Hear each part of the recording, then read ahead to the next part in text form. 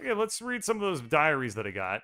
This is an immaculately cared for, standard army-issued diary labeled Private Lemon. It's private in 2 ways. Read it. Private Lemon's diary is pretty dry and not very interesting. Just a list of the day-to-day duties of a straight-laced soldier up in the hills without anything to fight. Toward the end, though, it starts to mention their commanding officer, Commander Simon, becoming increasingly agitated and convinced that a nearby ranch is being used as a spy outpost. Lemon doesn't sound convinced, but as one annoyingly vague entry puts it, orders are orders. Keep reading. The last few entries have to do with dissent in the ranks and the possibility of mutiny, the thought of which Lemon abhors. The rest of the pages are blank. Oh, alright. How about Private Madhouse Diary? Most of Private Madhouse Diary's empty pages, ink splotches, and latrine duty again, blah blah blah.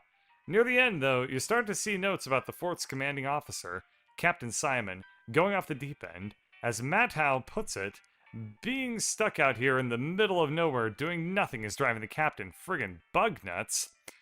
When the captain eventually decided that a nearby ranch occupied by a solitary woman and her book collection was actually an enemy spy outpost, Madhow felt compelled to warn the woman but was too worried about getting court-martialed to give her any specific details of the looming threat.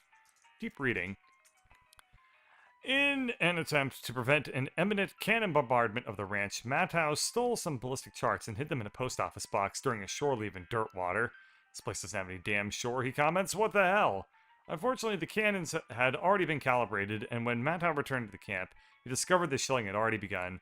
In his last entry, he declares his intentions to start a mutiny, but the diary ends there with no conclusion to the story. Well, I guess my next plot thread is going to take me back to Dirtwater, the most remote place I can possibly go in this game. Cool. I guess this also gives me an opportunity to quickly fire off a postcard to my little brother. And I guess I also need to get a chance to look at some of these lots that are available now. Hello, random person. There's a lot of lots available. I thought I had one open up with the with regards to the hippies, but I don't see the hippie lot. Oh right, I didn't actually get the hippie lot because I didn't convince that person to keep that the elves would be safe. Whatever. Open box 114. Fort Treason ballistics chart. This is a chart for how army guys that explains how to more effectively destroy things from a distance. There we go. Now I can name things. Package from Rufus, thanks. Open it. Portable alchemistry kit. That's kind of cool. Well, I'd like to send a postcard. Prepaid ones. Boop-a-boop-boop-boo. Cool. Let's go to the Jewel and pop my brand new spanking alchemistry kit down and assemble it. Looks good. I can make potions, booze, or combat items. Very nice. But, alas, I have more important things to attend to. We need to go back to Fort Treason. A rattling, flailing man has just burst out of the woods and is running straight toward you.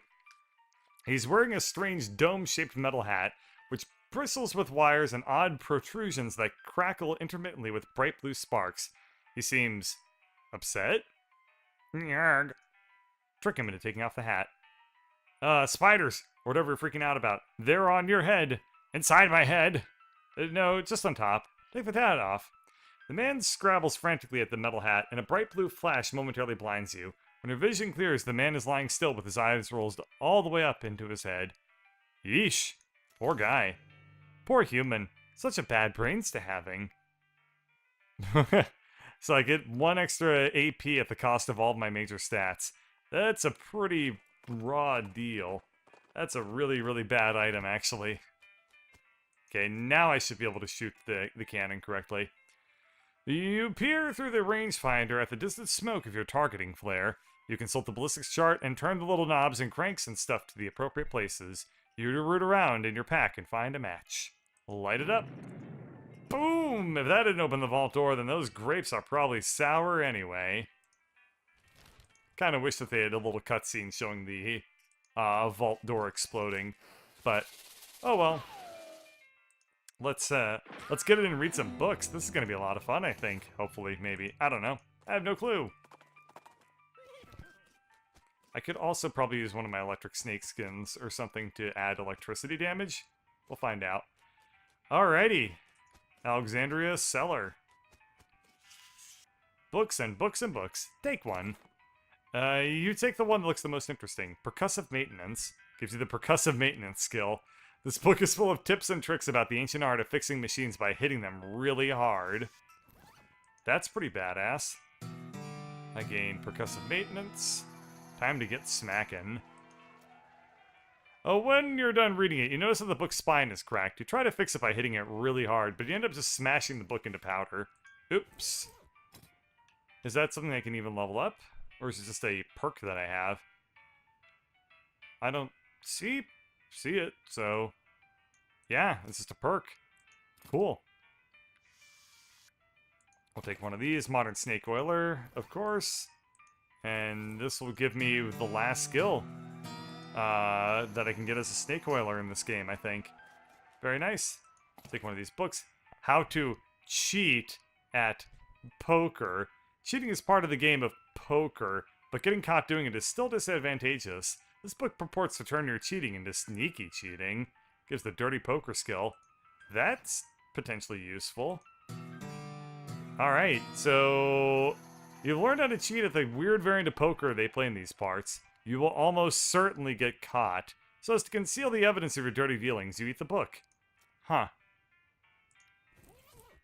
So is that a useful perk to have, or no? We'll apply the snake skin to my hat, though. Oh, I guess I can't. Well, what are these? Gold medal silversmithing. We'll pick the lock and get this. I assume I can't... oh, maybe I can. I got expert silversmith. You make extra silver bullets while crafting them. Everybody out the west can silversmith a little, but you can do it a lot. Excellent. After finished reading it, you absent-mindedly drop it in a nearby mailbox and are unable to retrieve it. Happy birthday, Mr. Postman. Okay. Rich Vein, Poor Vein. That's that makes fun of a book called Rich Dad, Poor Dad. Anyway, this is a copy of a popular financial advice book from a few years ago. It's rare now because of the various crusades to destroy every copy of it. Alright, so now if I were to mine, I can get more meat out of it. That's a shame that I didn't have this earlier, but that's okay. The best love poem ever written. The dust jacket of this book is missing, so I can't tell you who wrote it. Is that supposed to be a reference? Huh. We'll read it, though. This love poem is so good you're afraid to even read it because you might fall in love with the book. Yeah. Its sell value is 1,000, so I think that what it's really supposed to be used for is to be sold. But for now, we'll just let it be. Can I dig through any of these books? Nope. Cool, so there's some really, really good stuff in that. The percussive maintenance perk will be kind of useful. I guess, what should I do now? A whole lot of places I can go to that I've not really done. I didn't really get a good glimpse of what Old Granddad was supposed to be like, so I'm going to go back to Old Granddad and try to remind myself of what exactly this is. Oh, right. This goblin won't let me up there. No climbing for humans. Oh, right. I'm here for taking back a jar of jelly beans. The little fruit rocks are for the pile. A candy bar. A good human candy bar of the bubbles having. You knowing it? I'll see what I can do. Maybe I should ask Gary for help. Oh. Alright. Still have no clue then. I don't remember who stole the jelly beans. Oh, right, it was Jelly Bean. It was Roy Bean's house. So I'll pop back down over there. Maybe I'll have a quest. He'll have a hint for me for this quest. Okay, let's just pop in. How you doing on them jelly beans, kid? I'm still looking. Alright. Well. Hmm. 6,000 meat for a single jelly bean is an awfully crazy, hard sell. Huh. Well, let's see. I guess I have enough meat now. If I went to the hippie fort, the Fort of Darkness, I would be able to afford I would be able to afford a mushroom. That could be potentially kind of useful, maybe. I don't know. I'll have to find out. I'll use Gary to. No, he's not going to be able to kill the snake, unfortunately. Got relatively close. How did that snake deal hot damage? It's a snake. That doesn't make any sense in terms of RPGs. Let's just shoot the snake, though. Oh, they're fire moccasins, that's right. Are a moccasin a type of snake? I always thought they were kind of a shoe. Maybe they can be both, though. I don't know, I'm not really caught up on my snakeology. Okay, let's go into this tent and talk to her. Alright, I'm gonna buy a mushroom. You got an item. A Lactarius Dirty Hippica mushroom. There you are. These are called Lactarius Dirty Hippica, and they're very spiritual. Sometimes they'll let you see things that only exist in realms outside of our own. And stuff. Plus they're super groovy and mellow. Neat, thanks. I assume by using this mushroom, I will be able to see the elves. We'll find out. In fact, I do. I have Dirty Hippica extract.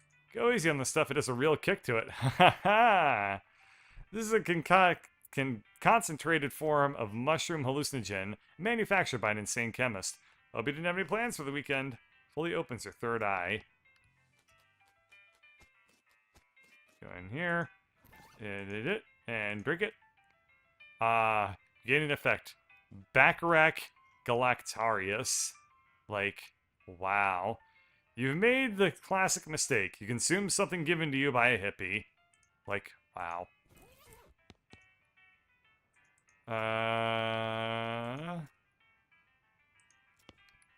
Am I supposed to be looking for the elves? Can't interact with anything over there. Can't buy, or I could buy a mushroom, but meh. Yeah, I don't see the elves. This guy isn't going to be able to complete his little quest to Dirtwater. What is that a reference to? There's like an old, like, I don't know, fable or something, right? About a shoemaker who was unable to complete all the orders for the shoes he got, and he was like, oh man, I need help. And then he prayed to Santa Claus, and then Santa was like, I will enlist some help with you. And Santa showed up with like all of his reindeer, and then he was like, these reindeer, you know, they're cool and all, but they're like they're not gonna really help me, what with the whole lack of hooves and stuff like that. And I think after that Santa was like, well, how about these elves instead? I don't really know though. I'm not much of a Santa expert. Oh, Wandering Sally. Perfect. I actually was gonna think about potentially getting rope and stuff, and instead I get nothing. Dr. Swicklethorn's Pure Castile Soap. Where they call this from, they call it Thope. I guess I'll buy it. And I don't really need anything else here. Okay. Let's go to the Madness Maw. What the hell? Your travels are interrupted by a fairly disturbing sight. A skeleton covered with weird glowing mushrooms, which is shambling toward you and making hissing sounds and weird gestures. Hiss. Weird. Is that a goblin skeleton or something? Gross. No. I was just thinking, you know, because of the mushrooms. Yes, Ken seeing that, but no. Let's kill it. Psychedelic Spore Attack! -5 Mysticality. That would hurt if I actually used the Mysticality as a stat, but I don't. Cool. I got a mushroom-covered bone, which is a melee weapon, and I'm not going to use it. Okay. Did I do everything in the Madness Maw? I don't recall. I need to come in here and remind myself. But we'll leave that guy alone. Why was I not able to finish this section? Ah, right. Because I didn't want to mess with the El Vibrato machine. Well, I do have other El Vibrato things. So what happens if I go to the professor and see what he has to say about things now? Oh, El Vibrato scraps and an El Vibrato punch card. Excellent. Very, very timely to get that. Cool. Let's talk to the professor. And... oh, I need to leave him alone? What about this machine? I can fabricate a key. Got it. Alright, so that gave me a keystone. And... well... it reminds me of Roy Bean. Check out the Lost Dutch Oven Mine. And... yeah, I guess we'll fabricate some key scraps and then go to the Lost Dutch Oven Mine again. Because maybe I didn't do everything I needed to do here? I don't really remember why... like, I've just been kind of flitting from quest to quest, and I've actually totally forgotten what a lot of quests were that I started here. So, well, that's on me and my, distracted nature of being like, ooh, look at this, ooh, look at that, ooh, look at this, ooh, look at that. Well, whatever. Let's just pop back down... to... oh, I need a can of oil. Oh, no I don't. Cool. This elevator has a lot of stuff wrong with it. Hit the problems. You hit the elevator in all the right places. Write it down. Hit, the hell? The hell was that? What the hell was any of this? Huh. That was a relatively awkward animation, guys. You emerge from the elevator into a deeper shaft. By the light of your lantern, you see exposed meat veins on nearly every surface. It's unusual there would be this much readily available meat left in a working mine. What were they digging for, if not this? Curious. Well, we're going to explore the rest of this next time. Thank you for watching.